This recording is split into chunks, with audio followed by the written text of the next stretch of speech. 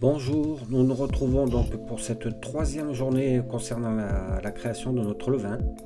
Normalement, vous devriez avoir des bulles à la surface de celui-ci, donc ça veut dire que tout se passe bien, qu'il fermente, qu'il travaille. Donc on va lui donner à rafraîchir, c'est-à-dire qu'on va le nourrir, parce qu'il faut nourrir le levain tous les jours. Donc après 24 heures de repos, quand il y a des bulles à la surface, donc on enlève la moitié en fait de ce qu'il y a dans le récipient. Et on rajoutera donc 50 g de farine et 50 g d'eau. En fait, c'est toujours la même opération. Toutes les 24 heures, donc des bulles se forment, on enlève la moitié et on remet ce qu'on a enlevé, c'est-à-dire 50 g de farine, 50 g d'eau. Moi, j'ai mis un tout petit peu plus de farine parce que j'aime pas quand il est trop liquide. Après, c'est selon votre goût.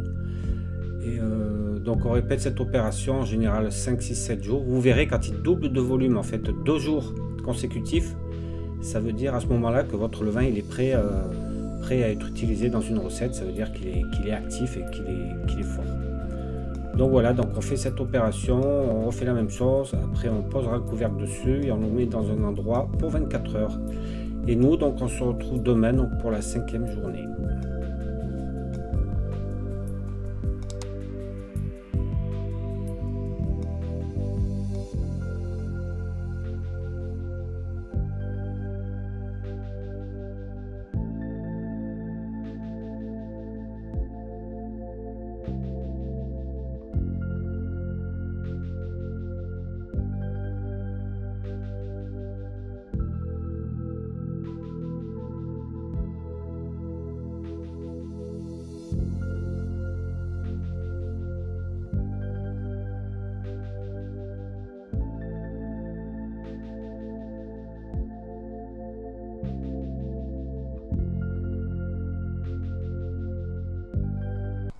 Bonjour, donc nous nous retrouvons pour cette 4e journée dans la fabrication de notre levain. Dans la vidéo d'avant, j'ai dit la 5e journée, mais c'est une erreur de ma part, c'est bien la 4e.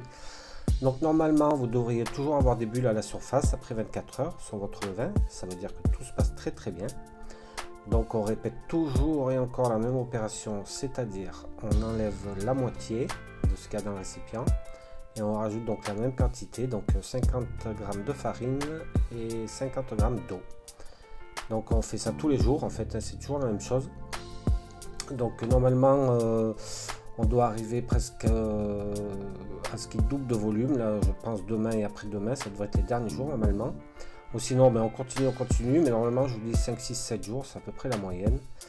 Donc quand il doublera 2 fois de volume 2 jours consécutifs, donc il sera prêt, il sera actif et il sera prêt à être utilisé dans les recettes.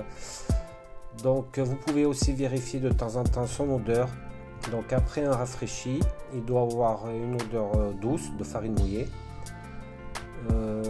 Au bout de 24 heures, donc quand il fermente, il doit avoir une odeur acide, c'est normal, il s'acidifie, c'est normal, les bactéries font leur travail.